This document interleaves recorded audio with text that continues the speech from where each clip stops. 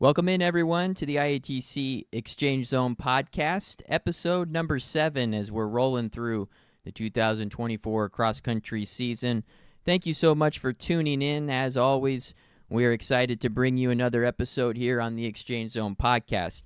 Ben Dewey here in the basement of my house, the IATC makeshift studios, joined as always by Kyle Wagner and Joel Bloomer in the back. Next step is getting him a little baby camera or something. Yeah. And then Thomas is running the show tonight on the controls. Are we streaming live on YouTube? Should be streaming live now on YouTube and X. So we should have 2 live stream options. Oh, turn my light on. Thank you, Thomas. All right. But yeah, so moving along, we feel really good about the technology tonight. We made some upgrades to the internet, and here we go. We're getting better just like all these teams, Kyle. That's right. Postseason's here. It's not the best time of the year, but it's getting there. You got postseason baseball, college football. That was craziest week in all season with all the upsets. But, yeah, this is sweet. You should get like a tax write-off for this or something. Maybe I will. Yeah. So, anyways, thanks again for tuning in. And tonight we've got a really solid lineup here on the Exchange Zone. We're going to start off with Madison Melchert, the assistant director for the Iowa Girls High School Athletic Union. She will join us as we get ready for those state qualifying meets and the state meet. She'll be a terrific guest. We're going to take a trip around the state and look back at what was a very busy week. We've got some rankings boosts. We've got some new names to the Exchange Zone and new teams to the Exchange Zone that we're going to highlight. We're going to take a look in depth at Williamsburg and the Bud Williams meet in Iowa City. And we've got a fun little spinning wheel game that Joel's going to lead us through. And then we'll finish with our trivia question, and we'll take a look at a massive Thursday. And this is always the case. A lot of meets this week, but it's the MVC Super Meet and Fort Dodge that take up the majority of the attention. So we'll take a look at those as the night goes on. As always, we ask you to subscribe to the Exchange Zone on YouTube, as that just will only help continue to grow our podcast. Like us on those other social medias if you can, X, Instagram, Facebook, and then, of course, our audio version will release tomorrow on Spotify and iTunes. Best thing I saw, Kyle, for this past week, there's our contact information as well if you ever need to reach out to us or provide whatever to this show. We get emails all week, and it really makes the show hopefully better. Anyways, best thing I saw last week, as always, I get tipped off on this one again, and this is a really neat story. I know you were in on the email as well, but is it in Waukon? The meet was in Waukon, I believe. The meet was in Waukon. But we have a local dairy farmer, Pat Riesinger, and for the last 2 years, he has decided to donate a dairy wagon which has a milkshake machine on it. And they give out free milkshakes at these meets up in northwest Iowa. And as you can see by the pictures, lines of people, the email noted 20 to 30 people deep and multiple flavor options. This is what makes cross-country so cool in our state. Right, where else can you do this? And that's Iowa nice. Yep. That's just sweet. I think, that's should be in the state qualifying bid. Can you provide a dairy wagon? Well, we're going to ask Madison if this milkshake maybe has a place in the state meet or something. All right. They probably won't do it for free, though. No. Could make some good money. Look at that line. Yeah. So if you see him, maybe give him a donation, at least. That'd be a good idea. Not that they were asking for it, but you just don't see people giving away free anymore in today's world. And not with the price of groceries. That's right. So awesome stuff. thanks for sending that to us, and just another unique touch to the sport of cross country that makes it so special across the state of Iowa.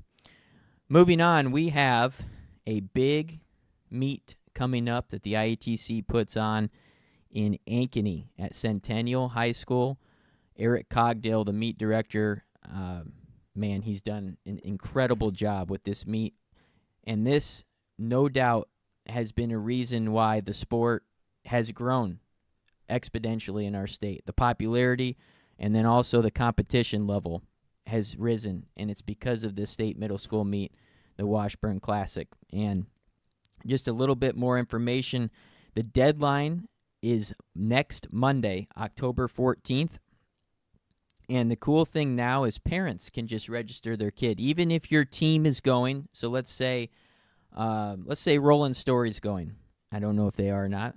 I'm guessing they will. But Roland Story, the parents of the kids can register their kid, and the coach. That way, the coach doesn't have to handle any money. Parents register all under Roland Story, and there you go, $10 entry fee. Worth it. Yeah, that's such a good meet. They do such a good job, and it helps us with our way too early podcast for next year, and it's a good name to get your name out there. It's a lot of work, but I really, really enjoy the final product of it. For sure. And you can go and sign up on IowaRunJumpThrow.com, and it's, once again, $10. You have to click a few links like state middle school, and then cross country, and then state meet, something in that order, and you can go on and register. Monday, the 14th, is a deadline. A reminder to those attending the meet, there is a $10 cash-only entry fee, and that will be taken as your car pulls into the parking lot. So, big-time meet. I mean, it's literally a 4-class meet, both genders, 7th and 8th grade. Over 1,500 to 2,000 kids typically compete, and we recap it here on the Exchange Zone and the postseason, so that's really cool. All right, moving on, we have some exciting news from the IATC. We have a brand new website coming soon, and it should be fully up and running by the end of the year. But this week, as long as everything goes okay, we are going to release our rankings on a subdomain of this website. So, is it working? NDI working? So if you can see here, we have a brief look at what the website might look like. And this is just a home page here. And Joel, you can scroll over like about the IATC, and it'll be a drop down. But this is going to be big time. The company we've been working with has done an outstanding job. But anyways, this week we plan to release the team rankings on Tuesday on a subdomain of this website. So it'll look similar to this. So if you see the rankings this week, you're going to see it a little differently, and it'll be in our new format. So really exciting stuff for the IATC. I think this will be a great resource for everyone as we move forward. What do you think of that, Kyle? That's sweet. I have gotten a little feedback on the website. Just, it's great, but how can we improve it? And I didn't even need to tell you that. You already did it. Yeah. And Rob Hammond built the original website from scratch, and he's done a great job. And we're just looking to update things, and I think this will be really cool. So check that out this week. Like I said, the full website will be released probably around the new year, hoping by the clinic in Ames is when it's done. Last bit of announcements: the Senior All-Star Meet unfortunately will be canceled this year, and NXR, you can blame NXR. They did not roll the schedule. We've talked about the schedule roll all year. Some schools, some organizations don't roll. NXR is going to keep it where it always is, which now lands on the date that this Senior All-Star Meet usually is. And the good thing about our state right now is we have a ton of kids and a ton of teams competing in NXR, way more than ever. So it'll really hurt the numbers of this All-Star Meet. So we're going to go ahead this year and cancel it, and hopefully have it up and running in the future. But the sport's changing, and it's important that we change as well with it. And if our state represents really well at that NXR meet, hopefully we can keep getting more kids to go there, and maybe this is something that doesn't happen or happens in a different way. Yeah, and I did it. It's a lot of fun. It's just different now. Yep, it is. And when you get done with the season, if you're not going to XNXR, sometimes you're like, okay, I just want to shut it off, get ready for track or wrestling or basketball. So I get that part of it too. And the other thing we looked at within our organization is if you are not a varsity runner and let's say you finish at the conference meet, you would have to wait 4 weeks to run the senior all-star meet if we moved it back a week off of NXR. And that's a long time to wait. So tough to stay in shape. Like you said, other activities as well. And then the last announcement here, the IATC fall meeting will be November 17th at Northwest High School. That's a Sunday, 9 a.m. Both the Boys Association and the Girls Union will have representatives there, and it'll be a great opportunity to continue to better the sport and take a look back at cross country and to look forward at track and field. Yeah, if you've never been, I strongly recommend. I think last year was my first meeting, and it was great to have that collaboration, discussion, brainstorming with all the other coaches and, like you said, the association and the union. And if you want change, you got to show up and let your voice be heard. All right, let's go to our quick question. And I'm going to hit send. My computer Twitter doesn't work. Do you think Joel, you got it, sorry. Yeah, you're good. Let's make sure your microphone works today. Yep. Yeah, so this week's quick question is, do you think the primary focus of a high school cross-country program should be on individual achievements or team performance? Okay. Joel, do you think all week about these questions? I try to have some that are controversial, at least. You definitely walk the line of controversial. Yeah. That's what I told you before. Yeah, we're not the pot stirrers. It's this guy over here. Usually it's me. It's not us. You created a monster. So we'll talk about it at the end. But go ahead and get on Twitter or X now and vote for that. And we'll have a nice little talk about that at the end of the show. All right. We ready for our guest? Bring in Madison Melchert, the Assistant Director for the Iowa Girls High School Athletic Union. Madison was a 2-time track and field state champion for DCG in the 800 meters. She twice placed in the top 5 at the Iowa High School State Championship meet.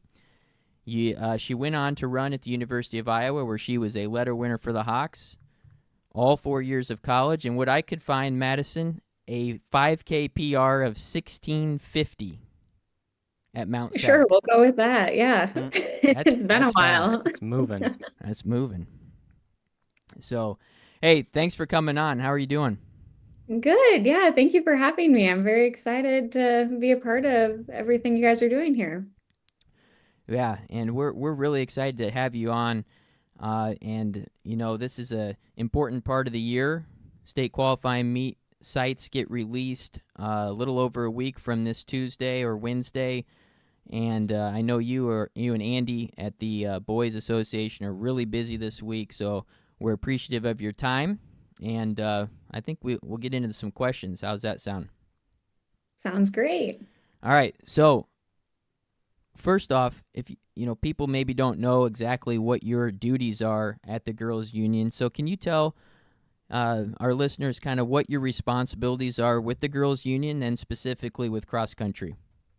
Yeah, definitely. So I work as an assistant director at the Girls Union. I'm a sports administrator there. So I work with the sports of track and field, cross country, and new this year I will be moving into girls wrestling as our director has moved into a promotion. So Aaron Gerlich, who used to do girls wrestling, has moved into our executive director position. So I will be handing over bowling and taking on girls wrestling this year, which I'm excited about. And I also work with our student athlete committee. So we just actually had a retreat last weekend. So we have about 16 girls that represent all the different areas of the state, all different classes, all different types of schools, all the different sports. And we work with them on their leadership skills. And they actually help us with a lot of our state tournaments. and things of that nature too. So I lead that group off for us as well. Working specifically within cross country, I get to work with you all at the IATC quite heavily, working with the different rankings groups that you all have, going to different meets and lining up. The postseason is primarily a lot of the heavy load there. I do work with getting classifications in the handbook out early in the season, work with all of our terrific starters and officials throughout the state that are a part of the IATO and things of that nature, and just really start preparing for the postseason and line everything up for the state meet and work with Andy Emtham at the Boys Association through that as well. So that's kind of the big overview there. Obviously, being a runner, cross country isn't important to you, but why do you believe it's so important to the state of Iowa? Oh, yeah. Cross country in Iowa is just so special. And I think a lot of it goes back to people that really just make it such a spectacle for our kids. I think that everybody really tries to put cross country on a stage, and it goes hand in hand with track and field. I mean, we have one of the best track and field state meets in the nation. And just parallel with that, we've just had so much success throughout the years with distance running in particular. And I think that that's really just shown and kind of trickled down year after year as far as it just being something that is very important to our state. I think that all of our friends in Fort Dodge really take a big pride in hosting that state meet. The IATC does a great job promoting it. Our officials do a great job caring about it and really doing what they can to continue to make it better and, see different things. And also just having a lot of people in the room that want to continue to make it better, but also want to protect the integrity of the sport.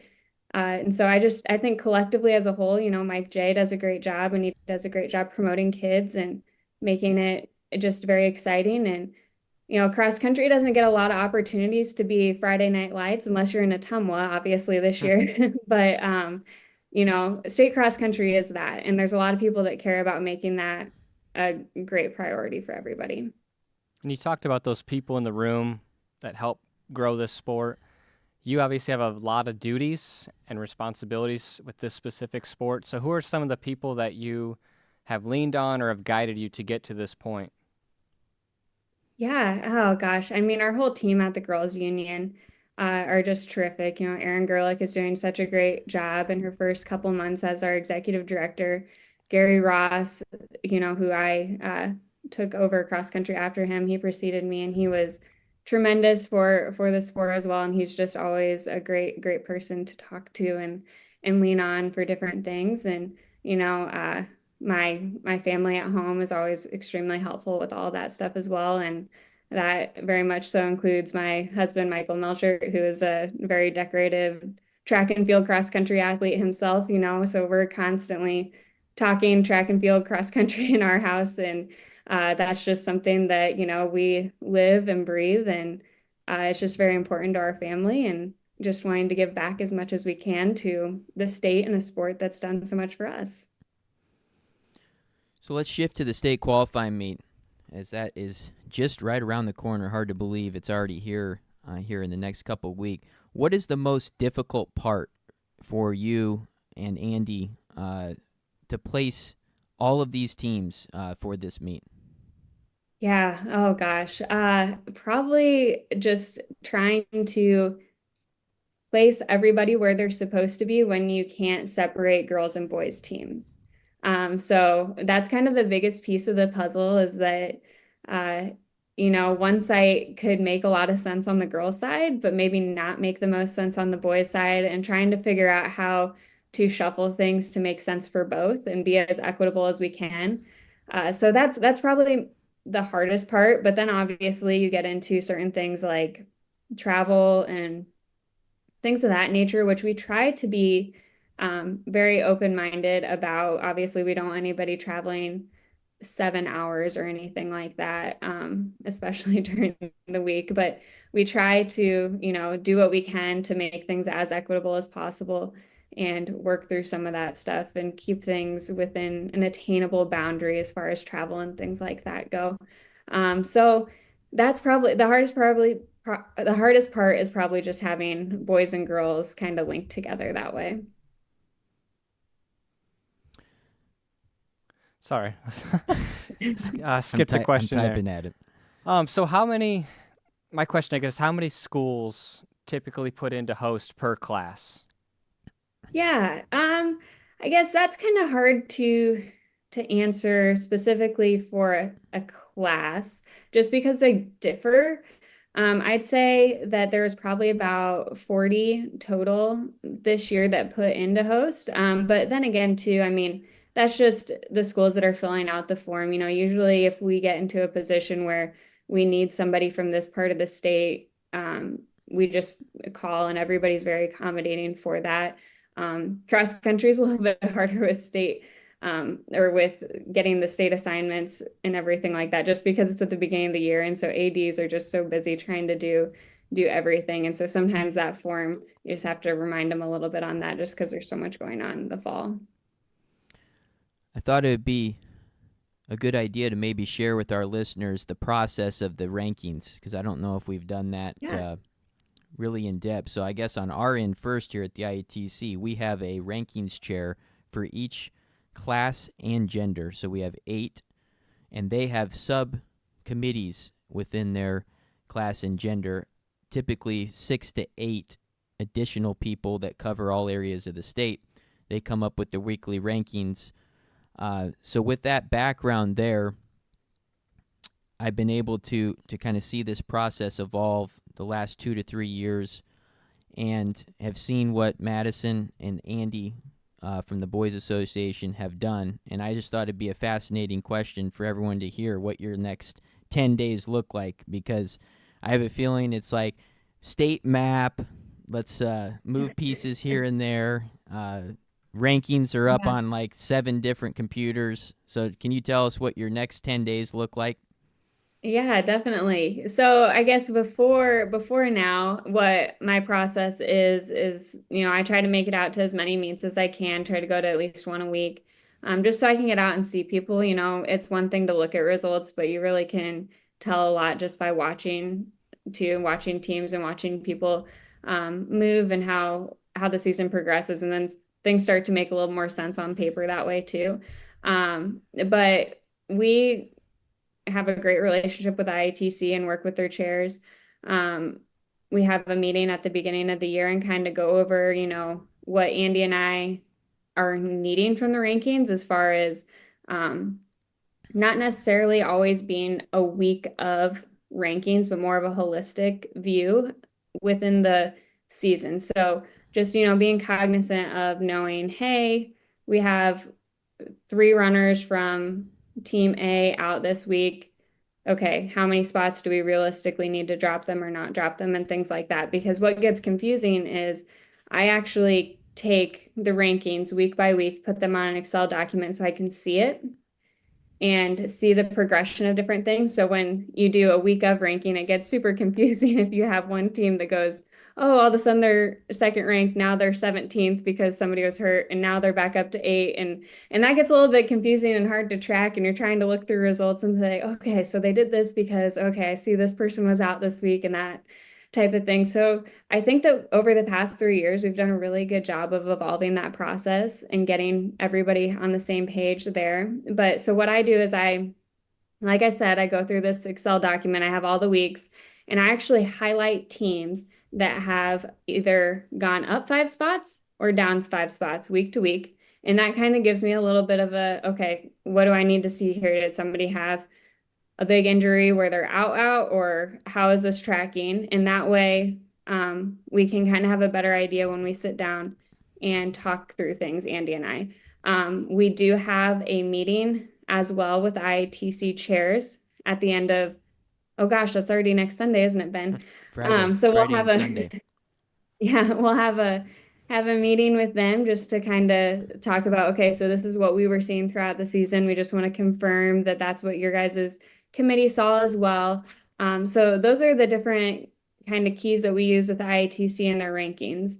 what Andy and I will actually do this week is we'll sit down together and we'll have a map for each class, and we start to look at, okay, where does it make sense to put everybody? And we'll start with our top ranked teams, and obviously what would make the most sense is to have at each site one team from 1 through 5, one team through 6 through 10, one team for 10 through 15, which again, due to different things like being connected with boys and girls going to the same site, with different travel restrictions of we can't send a team that's in the Council Bluffs area all the way to Pleasant Valley, obviously, different things like that.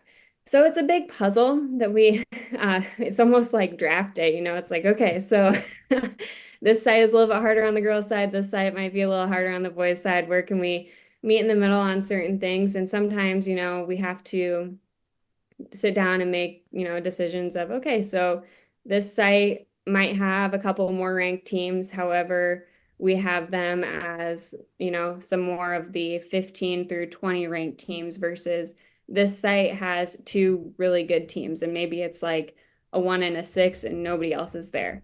And so you kind of have to get comfortable with what it is and be able to look at it and say at the end of the day, okay, we feel confident that everybody here at least has a chance. We want to make sure that we're trying to get the best 15 or 16 teams to state and try our best there. But at the end of the day, ultimately, too, everybody does have to race that state qualifying.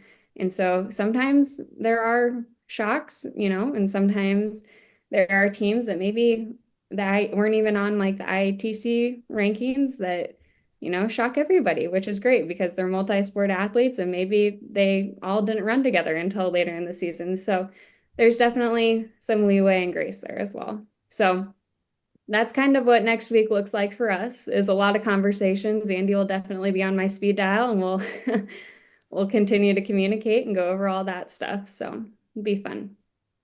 And do you kind of use preseason rankings to kind of make like a general map and then maybe move just a couple teams each week, or do you start complete scratch this week? Yeah, we really, we kind of start basically from scratch this week, just because it gets a little confusing when you do that. There's just so much data and things to look at, whereas you can almost confuse yourself more if you try to continue to do that week to week. And sometimes it gets even more frustrating because you're like, oh, my map looked so good a week ago, and now all of a sudden this team has really jumped up, and that puts a little bit of more pressure in this side or that area or things like that when numbers don't line up. So we try to keep things in our Excel documents until this week, and then we go to the maps. I can guarantee you lots of coaches probably do their own. Mine's perfect. I know it, but everybody's isn't it? That's right. Hey, this isn't a time to get a plug in for Bondurant Farrar. Not going there. Next question. With 4A and 3A having a lot more split programs, do you think that's something in the future that you could see boys and girls potentially splitting, or want that to stay the same? Yeah, I think going back to one of your other questions about what makes cross country so great in Iowa, part of it is the camaraderie between boys and girls teams. I mean, it's a family sport, and everybody, even if they do have 2 different coaches, they still are caring about that other team and wanting to know how that other team is doing. And I honestly really think we'd take a lot away from that if we didn't keep them together. And so at this point, no, but I mean, we are always, looking at different things, but I don't know that would be great for the culture type part of the sport. That's a great answer. Yep, I agree with that too. Mm-hmm. Hey, a couple last questions here, and it's one that we hear at our meeting, I think, every year, and occasional emails I'm sure you receive as well from coaches, administrators, possibly parents. What do you think about Class 1A and the numbers game in cross country? I think it's changing by the year, and then now we're shifting a couple spring sports to the fall. So do you think talks will ramp up with both associations to maybe look at 4 scores in Class 1A compared to 5? Yeah. Oh gosh, I actually looked at that a couple years ago because I was just curious in what that, looked like, or if it changed. After cross country, I miss cross country. So naturally I go back and make all these changes to the results and see what would happen if we did this or if we did that, different crazy ideas. And uh in 1A, what I've noticed is that a lot of regular season meets, sometimes it looks like teams don't have a full team or don't have 5 runners. And then when you get to state qualifying in state, they do. And so that leads me to believe that they are doing multiple sports in the fall or things like that. And then they're prioritizing their state qualifying and state meets. And so until, that really starts to impact our state series, I don't necessarily see us going down that route. I mean, we have neighboring states like Nebraska that do that. And I think that if needed, that it's not something that anybody would necessarily be opposed to. We haven't really seen a need for it as of yet. So right now, I think we're good. But yeah, again, I mean, our state is changing. We are moving a couple of sports. And, as long as I go back to, keeping the integrity of the sport. And I think that that does keep the integrity of the sport. But I also don't think that we're at the point where we need that yet. But again, always open to different things if the problem presents itself. So. All right, last question. In the next 5 to 10 years, what is your dream vision for the state cross country meet? Oh gosh, I would love to be able to live stream it at some point. I would love to be able to continue to bring more attention to our outstanding individuals and kids who are a part of that. I would love to be able to bring more of the general spectator into that meet. We have partnered with the Fort Dodge, their city there this year, and they are going to be taking down a lot of the orange fencing, and we're going to have some nice windscreens this year that are branded with the boys and girls and their Fort Dodge logo as well. So we're very excited about that.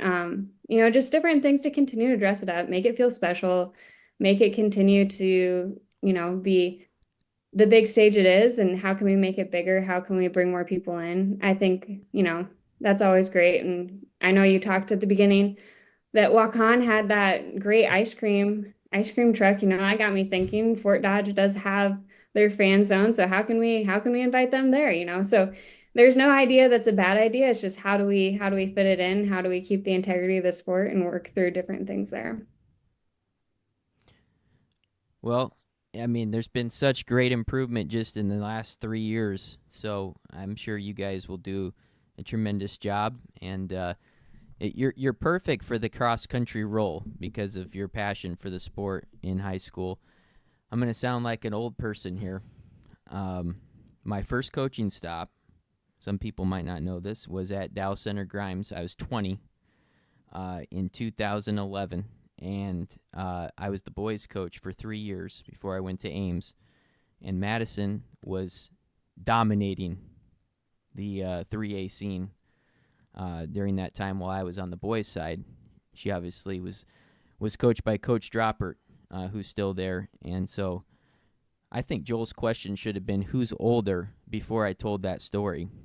Between me and Madison, who would you have taken? You, hands down. Okay. Yeah. Right. But no, yeah. So thanks for coming on. Yeah, no, thank you guys for having me. And if there's any complaints about the state qualifying meet sites, who do people email? Andy Umtham at the, no, I'm just kidding. No, you can go ahead and email me at madison@ighsau.org, and I'd love to be able to chat with anybody as well. So if you see me, don't be afraid to say hi. All right, sounds good. We'll talk to you soon. Thanks for coming on. Awesome. All right, Madison Melchert of the Girls Union. She's just a perfect fit for that job, and I mean, cross country, track and field are right down her wheelhouse. With her leadership, those meets and the sports are just going to continue to blossom. Agreed. We have someone on our side going to bat for us. Mm-hmm. You know, she gets the sport. She gets the camaraderie like she talked about. That was a really important piece of the answer to that question. So very thankful to have her and Andy, all that they do in this sport. You've seen it grow. You've been in the sport high school-wise longer than I have, and it's improved year after year after year, and I'm excited to see where it's going to keep going. And she mentioned Gary Ross, one of her mentors. He was really good when he was at the Girls Union, one of the more decorated athletic directors that's been around here in Central Iowa at Johnston before he went over to the Girls Union. And yeah, so just a good group of people, and they're just doing a great job. So, all right, we ready to roll? All right, let's do it. Rankings boost. We need like a little sound. All right, you've got the first three, Kyle. First one up, number 15, Marion Girls. Just one behind number 3, Fort Madison They are this running week. really well. There's a few teams. I don't know if we'll get to all of them this week, but like the Cedar Rapids Xavier boys, Yep. you know, that was a name 15 years ago. They were a big name in cross country, so maybe they should have been in the welcome to the zone section. Other one was, I believe, unranked Panorama takes down number 13 Grandview Christian by 20 points. And then the big one was number 14 Ridgeview taking down Logan Magnolia by 37. Yeah, what was Logan ranked? They were just in front of them at 13. Okay. Yeah, those are some good ones. Panorama's really running well. You know, start with Rockholtz. You know, a lot of people have heard of her, but they've been developing some depth behind Rockholtz, and they now have 2-3 really good runners there, and you know, kind of forming a nice little team. And Grandview Christian's running well, too. They've been very good all year. Last one, Olwine. One of the biggest upsets of the year, I think, of any class, any gender. Olwine at Jessup on Tuesday, big meet. They take down number 1 Denver. Number 1 goes down in Class 2A, and it was Olwine getting the job done. And they are going to see a huge ranking boost. I'm really anxious to see where they put Olwine. Yep, I'll get to them more in our spinning wheel segment. Let's do it. Let's go to Welcome to the Zone.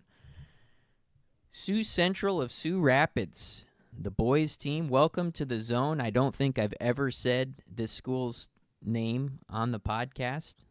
Maybe a couple times as a state qualifying meet might have a chance. Well, this team, they're going to be in the mix in 1A, not only to make it to the state meet, but to see how high they can get. Just a tremendous week. They've won their last 3 meets, 1745 average at Pocahontas Saturday, 4 in the top 10. They've come a long ways since that third-place finish at Tim Thomas, and this is a team to watch out for in Northwest Iowa.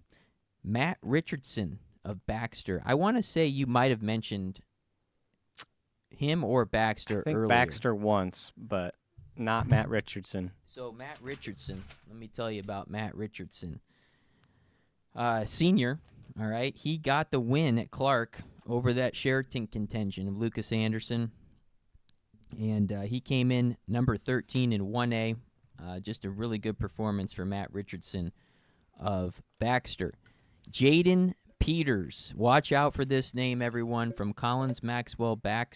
No, it's just Collins Maxwell because Baxter is a separate school. Look at that. They used to be all one school. Did you know that? I did not know CMB. How ironic is that we have Baxter and Collins Maxwell back-to-back, and they're now 2 separate schools. I never knew that. I lived So- like 20 minutes from Collins Maxwell. It just recently happened, too. Yeah. So, Jaden Peters had a week, Kyle. She, where were they at? Ogden. By the way, the Ogden boys are really tough. They are. She takes down Ava Fleschner, who's a top 10 runner in 2A. Branderhorst of Madrid, who came in 6th. Grothus of Madrid, who was ranked ahead of her. And the Rockholtz girl from Panorama. She wins the Ogden meet. Probably came in looking to get in the top 5. She walks away with a win. And those are some really good runners, so watch out for Jaden Peters. And was she ranked at all? Yes, she was. Okay. She was like 16th or So, 18th. Nice. And then the Ratings last boost. one. Ratings Jaden- boost and welcome to the zone. Nice work, Ye- Jaden. Yeah, double. Jaden Brookins of Dubuque Wahlert. This young man was the runner-up behind Nauman the other night at West Dubuque. Really solid year. Very consistent runner. You know, I looked at his stats. He's consistently running between 16:10 and 16:45 on all of these courses. So a nice consistent year for him, and look for big things for him coming up at the 3A state meet. Let's go to the spinning wheel. This is going to be an interesting. Oh boy, here we go. All right, Joel. You ready? Do we need to explain how this works? I think you do. Okay. So we have a spinning wheel. There's 8 topics, and Joel's going to spin the wheel and read the question, and then we will answer. Okay? And give us the best answer we have. All right. Here We're we ready. go. It's about a 3-second spin. It's a little long. A little glitchy. I say it's stuck on the line. All right. It is. Who is your sleeper individual state championship contender? You want to lead off or me? You can lead off All on all right.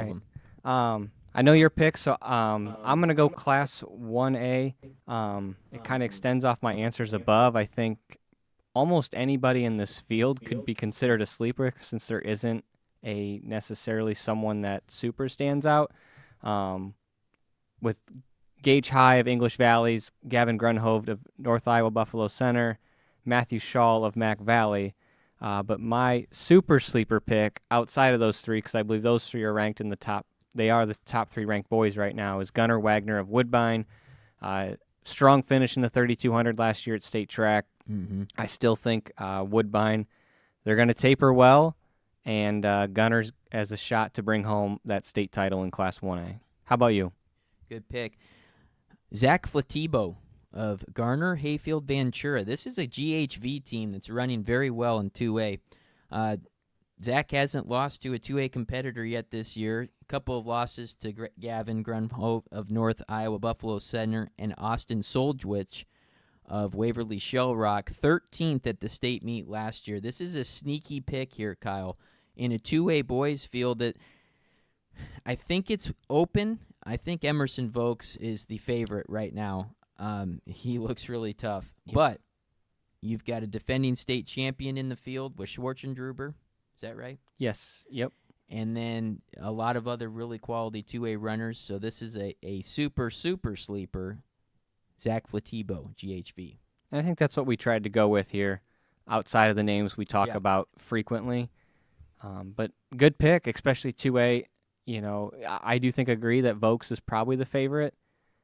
But beyond that, it's such a wide open field that anything can happen. All right, we're ready, Joel. All right, here we go. Definitely need music for this. While this spins, can you name the most famous alum of Sioux Central? Sioux Central? No. James Mills. Really? Is that in the chat? Yeah. Oh, good All right, one, Joel. we got 4A girls, Gall or the field? Wow. We're I'll- putting a lot of pressure on a freshman here, Joel. We are. And that's why I think she can handle it. So that's why I'll go first. I'm gonna go with her. I think I know who you might be leaning with if you go against this, and that person is running outstanding. But right now, she has looked probably the most impressive. There's another person that might give her a run for her money, but right now I would take Charlie Gall of Cedar Falls. And I'm going to go with Piper Meshley of Dallas Center Grimes. I saw her in person at Southeast Polk on Thursday. Little bit of a bumpy start this year. I mean, Gall beat her handily at Marshalltown. But this super sophomore is very talented. She ran, man, I think she was like 1846. Wrote it somewhere. High 1840s at Polk. And just a little quick stat, last year at the state qualifying meet at Southeast Polk, Olivia Verde of Johnston, who's tremendous, ran 1850. I think this course is about 45 seconds faster like at the state meet. It's a phenomenal course, by the way. Mm-hmm. Man-made. Gets better every year. It seems like. Difficult. Only thing is that the start area is very small. But anyways, I'm going with Messerly. Respectable pick. I think that would be my, if I were to pick someone from the field, that would be my pick right now. All right, we'll go on to the next one. A little glitchy. We had any more trivia questions in between? I'll get one after this one. How Okay. about that? Which team do you think is the most underrated? Most underrated. I'm ready to go. Go for it. Lead it off. Glenwood girls, hands down. Glenwood girls. This is a Glenwood girls team who I believe the first time lost to Harlan by 9. I think it was like 3 even. Well, hold on Oh, a second. Okay. Most recently, last week, they lost to Harlan, number 2 in 3A by 3. This is a Glenwood team who I believe is ranked 9th or 10th by the IATC. They just beat Lewis Central girls the other night at Shenandoah on a tiebreaker. Lewis Central ranked in 4A.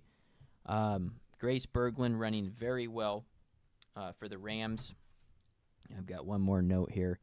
Brecken Peterson, also their number 2 runner for them. She's running great. Tremendous depth. Glenwood girls. Great pick. Great pick there. I'm going to go, and I this one's kind of cheating because the week that they had, but I'm going the Owine boys with, yes, upsetting Denver. I know Gomez didn't have his best performance. Connell Sauser's the real He's deal. coming on right now. Yep, and they beat Waukon by 60. That says a lot to me. I think it puts them in the, That wide open 2A boys race. Exactly. So I'm going Owine boys. Recency bias for sure, but that would be my pick right now. All right, let's spin it. How many we got left? I believe 4. Okay.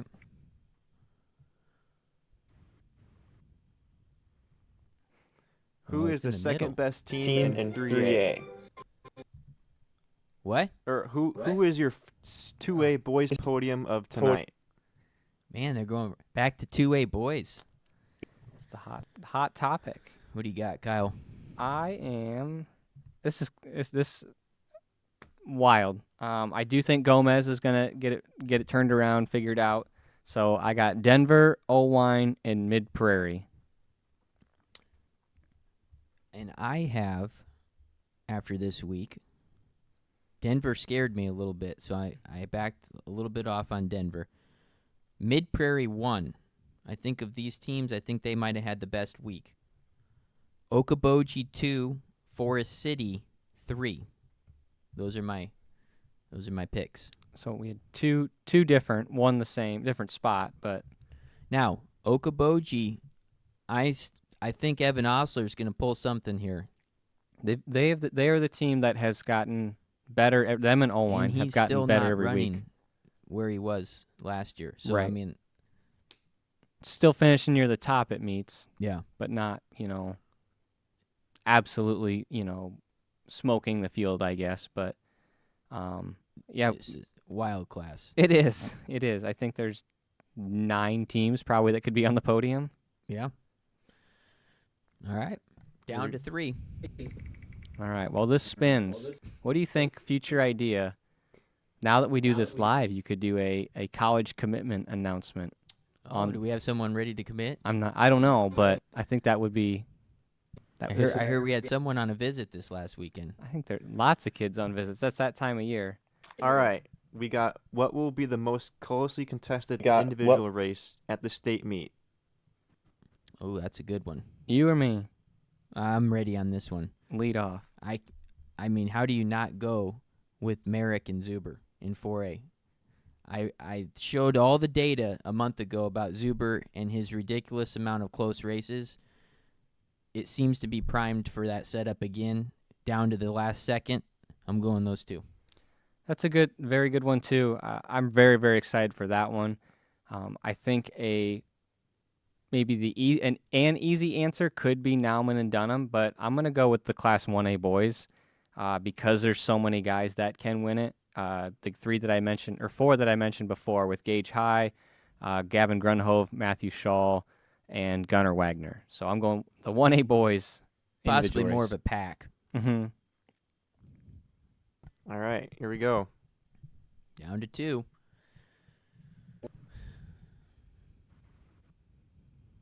All right, we got most confusing team of the year. Can't get a full read. Oh, that's the most confusing team that can't read. Can't read. Oh, man. Most confusing team that we can't get a read on? Correct. Man, there's a lot. I tell you what, the most wild card team, Kyle, I think you and I both agree with this, but you'll probably pick someone else because I'm going to take it. Unity Christian boys. Hands down. There's some weeks where they get 13th out of 13th and score 300 points, and then the next week they'll – and by the way, they've ran their full lineup doing that. Now, this last week they got way down and ran their JV team. But then 2 weeks ago they had an unbelievable meet. They are a head-scratcher. That's one that Madison is probably going, what are we going to do with this Unity Christian team? That's a team keeping her up at night. I guarantee you that. They'd be fun to like follow around for like 2 weeks, like a camera crew, and be like, well, give us some more answers on this. Well, they're team. not designating it's their JV ever, too, which makes it even more fascinating. Correct. So if I could have the same answer as you, it would easily be that one. Being in 3A for me, I think I'm going to go with Sioux Center and MOC Floyd Valley. They've ran against some good 2A schools, but just haven't seen them race against some of the 3A. Yes, I can look at who they've raced, compare them to other 3A schools, but I don't think it tells the full story of those two teams. So that's why me being in Class 3A, I'm going to go with those two. Common thread, Northwest Iowa. It's a unique deal. I should have asked Madison, do you think it's more advantageous for a Unity Christian and MOC to travel to Iowa State, for example, at the Gilbert meet and run there? Or do you think it's better for them to just stay in their corner? Yeah, I think it comes down a lot to what Madison and Andy kind of decide, and I'm sure they talk to people in Northwest Iowa that are better sources than us or more closely follow those. So I'm gonna guess they have that at their disposal, but it's that game. Yes, which one would be better? It's kind of like in basketball. Do you build your strength of schedule to build that resume? So if you are a bubble team, you're in, or do you play those hard teams and get, maybe you go 500, and is that going to get you in or not get you in? But you're risking it. So I would say it is a risk to come over to Central Iowa and race some of those teams, but it also could. I'm not blaming them. Central Iowa teams could go that way too. Mm-hmm. So it's not that by any means, but it does make it hard to get the read on them. I have one other most confusing team. Dallas Center Grimes boys. This is a team, no Graham Ibeline the other night at Southeast Polk. We haven't seen Elias Arbuckle all year. He's their number 1. We have not seen Jack Megason since I think around Marshalltown. That's their number 3.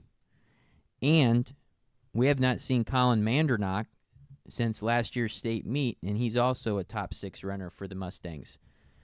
Time's running out for them and their girls team. Their girls team started to put some things together this week, but this is a fascinating team, and a team that if everybody comes back is a podium contending team in 4A.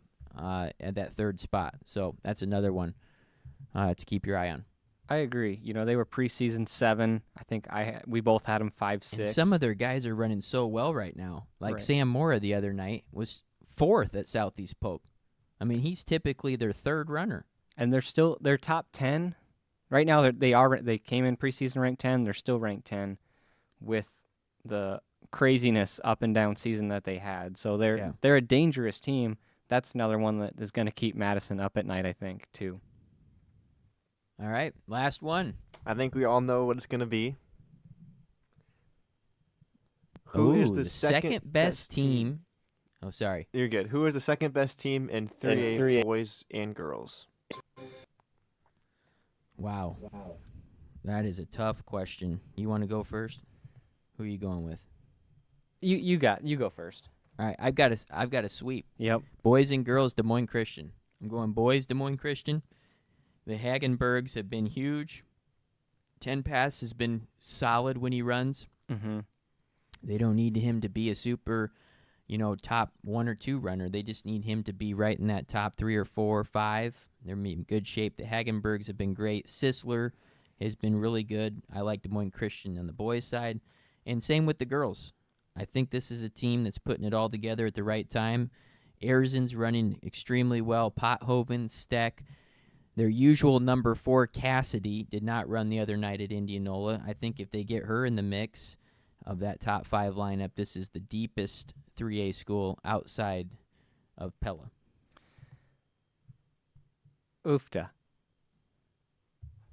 Good picks. Definitely it's probably on the boys' side. It's between that Des Moines Christian and Pella. Yes, they've battled. They'll continue to battle the rest of the year. I'll go with that one with you right now. I would say Des Moines Christian would have that slight edge. Girls, Des Moines Christian's my next team behind these two. Going into when we made what we wanted to do for this week, I thought it was Solon or Mount Vernon. Mount Vernon got them twice this week. By a decent amount at Wartburg. They look like the real deal. They've raced some tough competition. So right now I would put Mount Vernon as the number 2 on the girls' side. I like Mount Vernon. They put a good schedule together. And Lisbon, sorry. They're like Mount Vernon, Lisbon. All right. Good game. Nice work. That was a good game. That's some good creativity there by Mr. Dewey over there. Yeah, we'll keep coming up with different stuff just to keep people on their toes. I tell you what, I am just hotter than Hades tonight. You're getting red? I've gone through a whole bottle of water. Haven't cooled down from my run. All right. Let's go to our in-depth recap at Williamsburg, and then we'll finish with some quick hits. Bloomer Trivia still to come.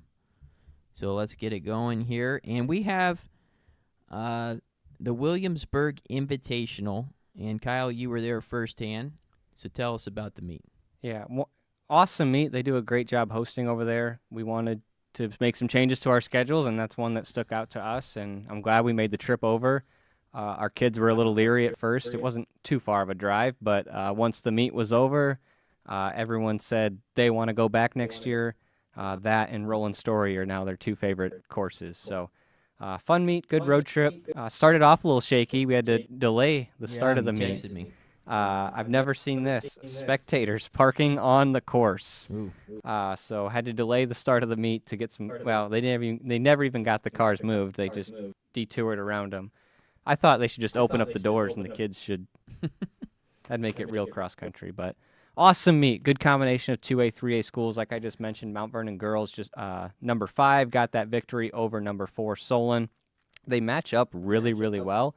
And I think it's going to come down to how close can Solon's number 2 get to Mount Vernon Lisbon's number 2. So see that over the next few weeks. I thought the Williamsburg girls ran really well, coming in ranked number 18, taking down ADM, currently ranked number 11. The Pella JV squad, they went varsity went to a different meet, comes in 5th. Pretty impressive showing of their depth. English Valleys, 1A number 10. Coming in at 6th place, you'll see down below them is Linville Sully. I got to double check. I don't think they went full squad, but if they did, pretty big upset. Number 10 over number 3, Linville Sully. Clinton comes in 7th. Tipton 2A number 3 without Noelle Steinis. I do anticipate with her they would have been right up around Williamsburg, which is pretty good for a 2A school to be in that mix with 3A. And then Pella Christian, 1 point back of them. We talked about Linville Sully and then Danville. Individually, it was a fun battle with Moeller and Swart of Mount Vernon Lisbon going up against Sydney D of Solon. But it was Mount Vernon Lisbon going 1-3, and then behind them, 4 freshmen, including Shannon Becker of Williamsburg, and then Anna Lewers of English Valleys. She's having a nice freshman campaign for them. That's why English Valleys is in that conversation in Class 1A. I think without her, it would not be happening. So good meet over there on the girls' side. You want to get the boys pulled up on the screen, unless you have anything to add on girls. No. All right, boys it is. Mount Vernon got the sweep, 58 points. We just talked about who's the next best team in Class 2A or Class 3A. Mount Vernon, those top three are really, really good. I do believe Mount Vernon Lisbon is every part number 4. ADM, number 9 coming in just back of them. I thought this was the best that they looked all season. And Robbie Hall's coming back for them, so he's going to make them even better. Blue Jays, we came in 3rd. Behind us, Carlisle, number 14, 157. Right now, still without their number 3. Wallstrom, I believe, is his last name. Hopefully they can get him back in the next, week here as the season's getting shorter and shorter. Tipton, 2A, number 16. I thought they looked really impressive, not too far back of Carlisle. And they should move up the rankings this week after taking down number 12. Benton Shellsburg and Pella Christian pretty handily. Behind them, very impressive, I thought, Danville, 1A, number 5, looked really good. Pella JV, again, good showing of their depth. Williamsburg, Pella Christian coming in 9th, and followed them is Linville Sully and Vinton Shellsburg. Grady Olberding got the win. I would say if it wasn't for Nauman, Dunham, and Blake, this guy would be the talk of the 3A class. I think I mentioned that last week, but he had some guys up there battling with him for the good part of the race, and then just turned on the Jets at the end and put it away and took home the victory. But that guy I mentioned earlier in that Class 1A race, Gage Hyde of English Valleys, Clay Bowman of Tipton, and Alex Torres of Vinton Shellsburg, also up there in the individual mix. Great race for Bowman. I don't know if I've got to see him run in person very much or if at all. So he looked very impressive. But again, that Gage Hine of English Valleys coming in that runner-up spot behind Grady Olberding. Awesome meet for him, and glad we made the trip over there. Yeah, I mean, that seems like a good course. They host the qualifier a lot. So, with that 3A race, Joel, do we have our forecast if we were to run the state meet today? We do. Okay, what do we got You first? want boys? Let's go boys first, yep. So this answers the second best team, and we didn't look at this beforehand. All right, go ahead and go down to the team score.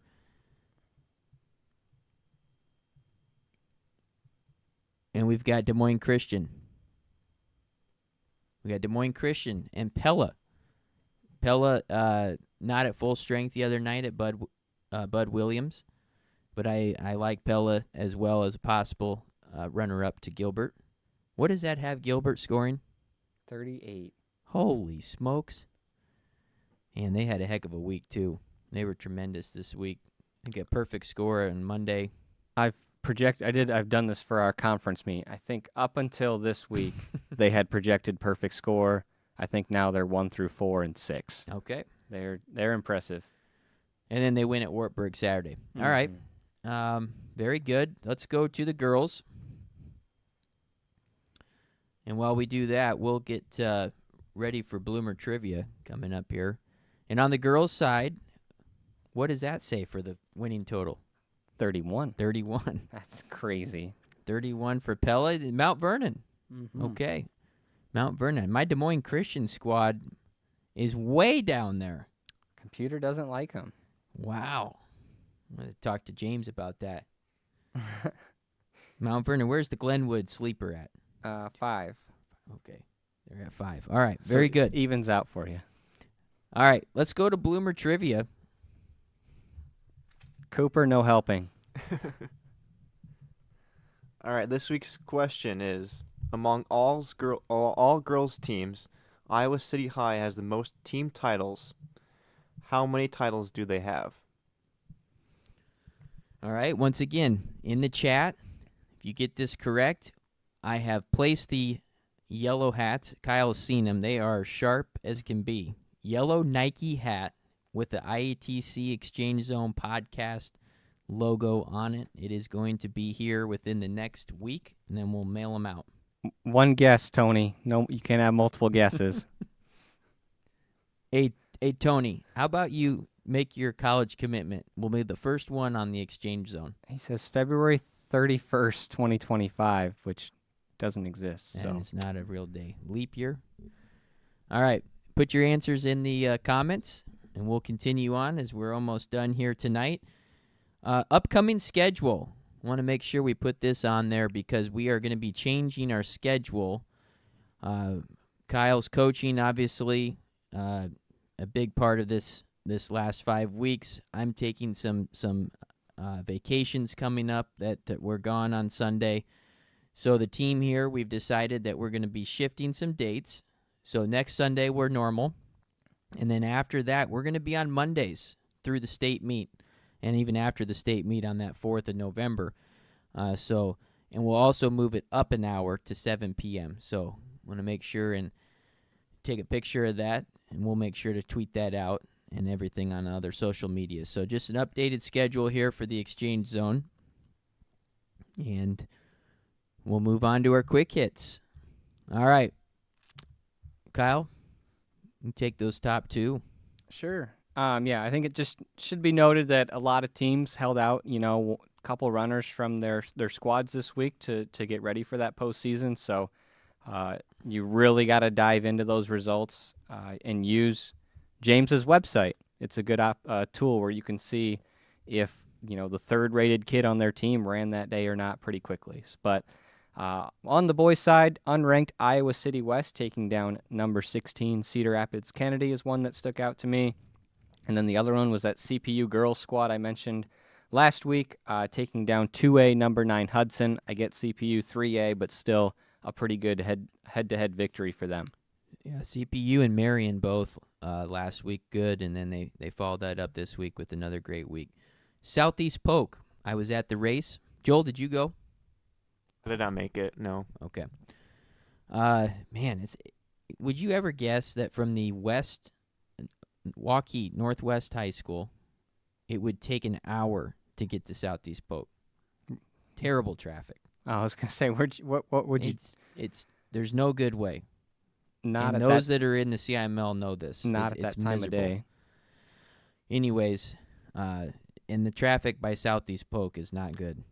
Not good. Yeah, Thomas is a Southeast Polk alum. Yep. Oh, yeah, on University during the fair. Okay, at Polk, DCG with a 1-2 finish. How about Maddie Stevens? Second place behind Messerly. We talked about Piper already. I thought she looked tremendous. But so did Maddie Stevens. He was second. Beat some really good highly ranked runners there with Drew Beeson. The Johnston contingent was in there. Jordan Brown of Indianola. Stevens ahead of all of them. And those are all deck runners, Kyle. So a big performance for her. And Johnston wins the meet on the girls' side. I think they're probably real similar to Dubuque Senior and Centennial. I know Centennial wasn't quite at full strength at Bud Williams. But I think those three teams are going to be fighting for numbers 2 and 3 at the state meet. Yeah, best race for Stevens on the year. DCG needs it at this time of the season. You're exactly right. And in the boys' race, first time I got to see Dowling in person. I mean, they weren't at Marshalltown. They've been taking the Midwest tour under Coach Ives, and they ran here 24 points. There was no competition for them. They win this one easily. Wolf and Flory, they look really good. My only question would be 3 through 7. Obviously, they're performing well, but this is that group that wasn't varsity last year that we were worried about coming into the year. Not that we were worried about Dowling, but the one question would be, would they have enough depth behind Flory and now Wolf to be able to win this thing? That's that group, and they're running so well from where they were last year, but Cedar Falls is loaded in that top 5, plus Merrick probably ahead of Wolf and Flory. Right. Yeah, you're exactly right there. They're two, I would say, completely different teams, which is going to make it that much more exciting. Man, I wish we could see a preview. I wish Cedar Falls came to Fort Dodge. That'd be really cool, but they won't be. All right, Owen Merritt split those Dowling Catholic runners. Another great race for Owen. He's been tremendous this year for the Rough Riders. And then DCG's Mora, as I mentioned earlier, 4th in this race, and a good one for him. Over at Bud Williams, the girls' race at Iowa City Kickers Park. Last 2 years it was at the Ashton course, and then this year they moved it to Kickers Park. It was Pella, 41 points. They go over to this meet for the first time. They beat Dubuque Senior, 61. I think I predicted like a 35-50, so I was pretty close. And then Centennial at 80. I don't think this was a full representation of their team. But this, Kyle, played out pretty much exactly how we thought. I did have Centennial beating Senior when you asked me last week. Yeah. Yeah, and Flick changes that. Yeah. Or at least makes it closer. I think it probably makes them and Senior about equal. Mm-hmm. I would agree, which I think a few weeks ago we wouldn't have said or thought. So it that is exciting that it puts another team in that podium conversation for outside of just the three you probably thought to start the season. So impressed with Elsie Brenneman of Pella. She's the second best runner in Iowa, I think. Right, Right? Man, I think she has to be. I did Gall beat her but Gall probably beat her early in the season, but Brenneman has improved definitely over the season. I don't think they've ran against each other. Let me find that. You keep going. I thought Farabee and Gall raced. Maybe at Cedar Rapids. Mhm. You're right. Either way, her name's up there, and she's one of those kids that would be getting a lot of the publicity if it wasn't for Farabee. Was it Ramsey and Mueller? Ramsey would have gotten probably way more hype if it wasn't for Mueller, but obviously not on the same team. But no, she's running very impressive. Anything else from Bud Williams? No.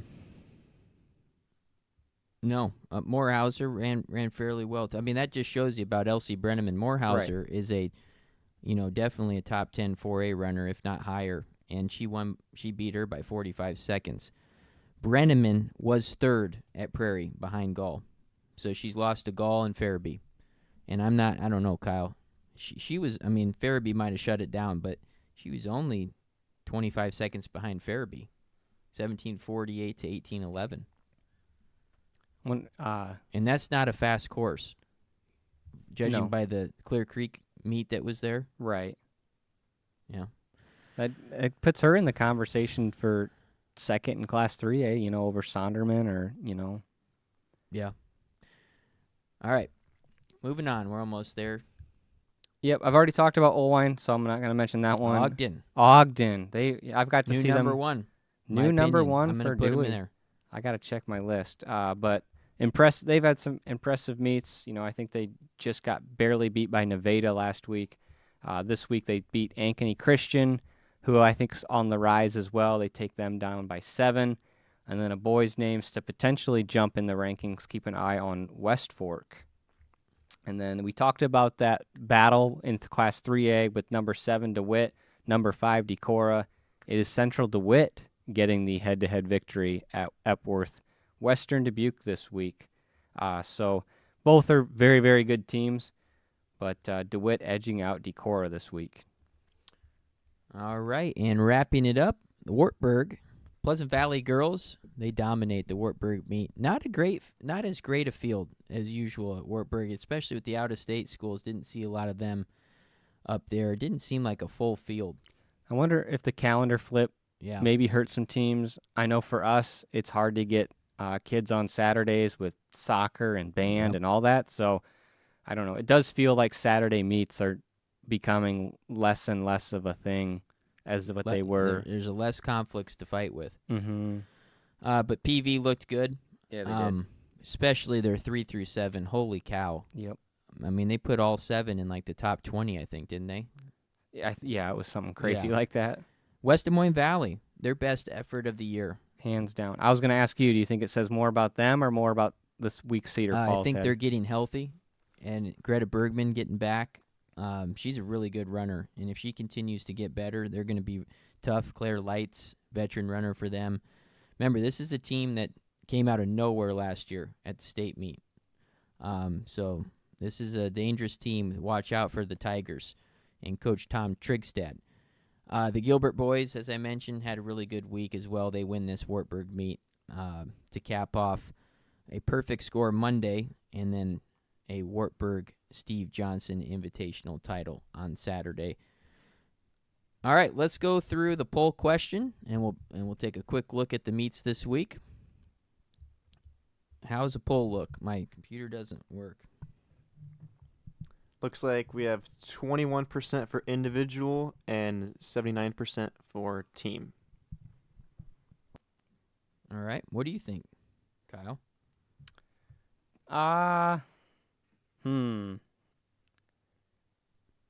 You know, I'm gonna go team. The team aspect of what cross country is what really matters and what's important. Yes, individual accolades are nice too, but when you can do it and share it with people and have that fun, that means the world to me, and especially as a coach. So I'm gonna go the team side of things. And I would agree. I am in this all for the team, no matter what sport it is, unless there's truly an individual sport out there. I'm sure there is. I don't know. Even like wrestling, I get excited about the team aspect. Right. Track and field, all about the team for me.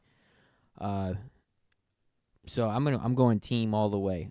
I think that's how you make better runners. Is you make a culture, you build a culture that is based on the team, and team success, in my opinion, fuels individual success. I would 100% agree with that. All right. Do we have a Bloomer Trivia winner? Do we have any Lil Hawks from City High? I don't think we have a winner. I don't think we technically have a winner, no. Cooper Steeple didn't win? He has not put it. Didn't He's put an not answer. allowed to answer. He's been banned. I mean, I guess if we don't have an answer yet, maybe, but So we have no winner this week? It doesn't look like it. Come on, City High listeners. The correct answer was 11.